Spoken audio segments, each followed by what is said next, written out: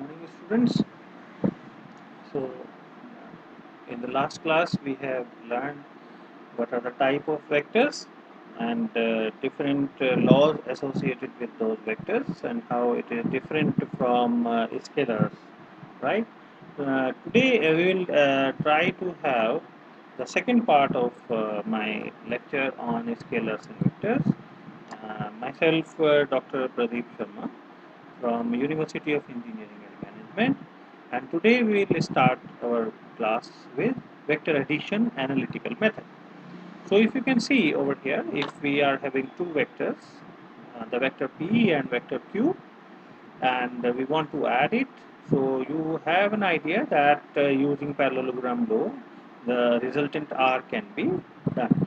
So the complete derivation is given, like if we can extend this OA arm up to M, so there will be a right angle triangle OMC, and there is a right angle triangle AMC. So OMC and AMC, we will take the values out and put the values, and we can get the resultant as R is equal to under root P square plus Q square plus twice PQ cos theta. So this is the magnitude of the resultant. When two vectors A, two vectors OA and OB, like P and Q, have the angle in between theta. So there are two vectors aligned in any direction, and angle in between those two vectors R is theta. Okay. So the resultant will be R is equal to the square of the first vector, square of the second vector, plus twice multiplication of the two vectors and cos of the angle between that between those two vectors. Okay, so there will be the resultant.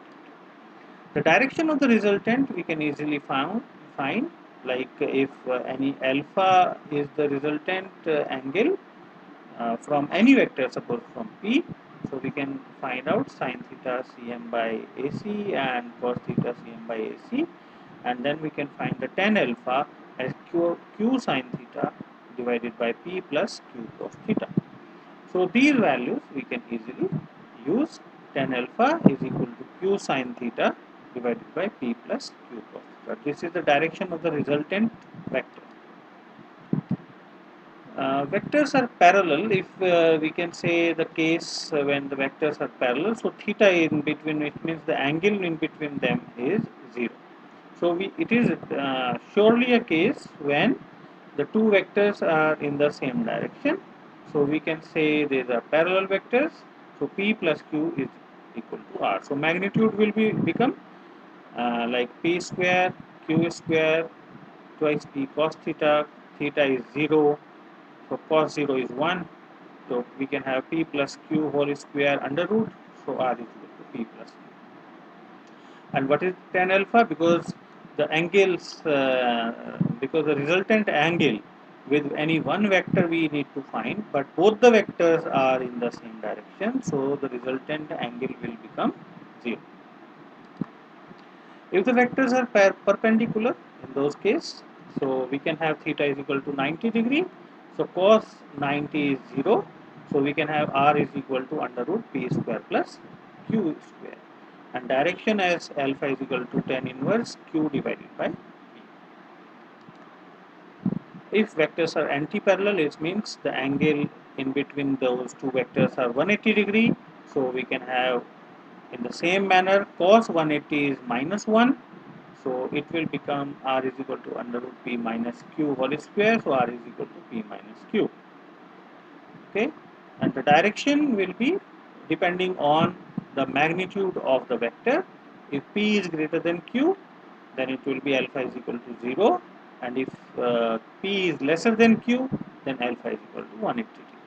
Okay, so this will be the directions. So you must understand that based on the magnitude of the two vectors, if they are anti-parallel, opposite to each other, theta is 180 degree, the resultant magnitude will be P minus Q, but the angle depends on the magnitudes.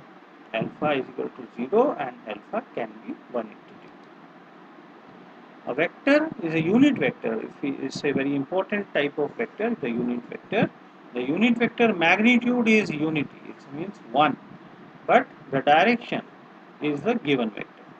So whatsoever the vector being provided to us, if we need to find out the unit vector of that vector, so unit vector have the magnitude 1 unit, okay, but the direction will be in the same vector to which we are finding it. Like suppose there is a vector, yes, you can see the magnitude is quite large, it is having a vector sign over here, the arrow sign. But if we need to find out the a means unit vector, then it has unit dimension and the direction is towards the same vector. It lacks both dimension and unit. Its only purpose is to specify a direction in space. So it only used to give where the value, that vector field or the vector, you can say the uh, quantity, the physical quantity is pointing to, because it is not having any value, the magnitude. So its, you can say, dimension is not available, because it will be, you can find out that value over here. So a given vector can be expressed as a product of its magnitude and a unit vector. Okay. So because the unit vector has the direction, so the magnitude multiplied by that direction is given by this. So a vector is like, so we can have the unit vector as uh, uh, unit vector, this a unit vector, and you can see the caret sign over here. So the a cap is, it is known as a cap. So if you provide a cap is equal to the vector itself divided by the magnitude. Okay, so it's a ratio, so it cannot have a dimension and unit. So these are the values. Now we see that what are the Cartesian unit vectors. You all know that in Cartesian coordinate system x, y, z, we are having three axes perpendicular to each other. So we define three unit vectors in different directions, like I cap in x direction, in positive x direction, minus I cap in negative x direction, j cap in positive y direction, minus j cap in negative y direction, k cap in positive k direction, positive z direction, and minus k cap in negative z. So these are three Cartesian unit vectors I, j, and k towards different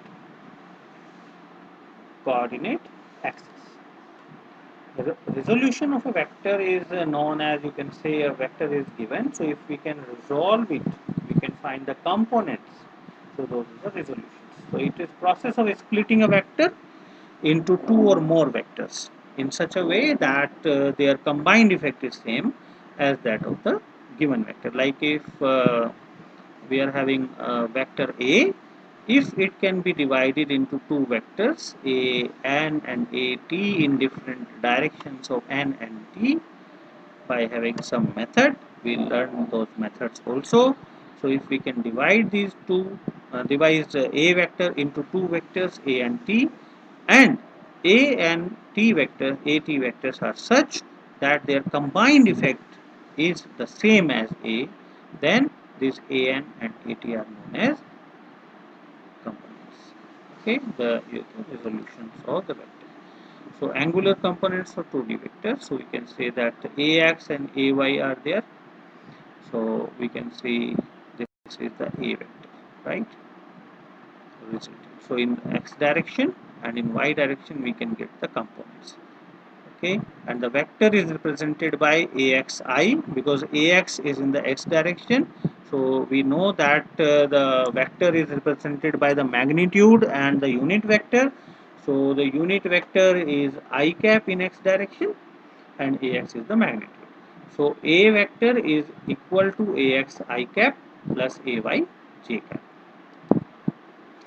And the direction we can easily find that sine theta is equal to ay by a, where ay is equal to a sine theta. cos theta is equal to ax by a, where ax is equal to a cos theta. So we can find these two values ax and ay, which were the two components of a vector, right? And we found the value of ax and ay, right? And magnitude we can easily find. A is equal to ax square plus ay square under root, and direction is theta is equal to tan inverse ay by x. So in this way we can understand that how the components and resolution of the two vectors are working. If there are 3D vectors like ax, ay and az, in the same manner we can define the vector A as ax I cap, ay j cap and az k cap. I, j and k are the unit vectors in x, y and z direction. And again we can have the components in 3D vectors. Cos alpha, alpha is the angle for suppose ax, so ax by a, so ax is equal to a cos alpha, ay is equal to a cos beta and az is equal to a cos gamma, where alpha, beta, gamma are the angles of a, b and ax, a, like you can see over here. Yeah, so the angle of the resultant with ax and the angle of the resultant with ay and angle of the resultant with az. So you can understand that easily we can find the values of the components, so that the magnitude becomes under root ax square plus ay square plus az square, and the direction we can have alpha is equal to cos inverse ax by a, beta is equal to cos inverse ay by a, gamma is equal to cos inverse az by a, and these are the resultant a vectors and b vectors. Now we are going to have the discussion on multiplication of the vectors. So if we multiply these two vectors, so this we will learn in the next class. So up to this point we have learned how the addition is, how addition and subtraction and resolution of the vectors are done. So in the next class we will do the multiplication and then we will move forward. Thank you.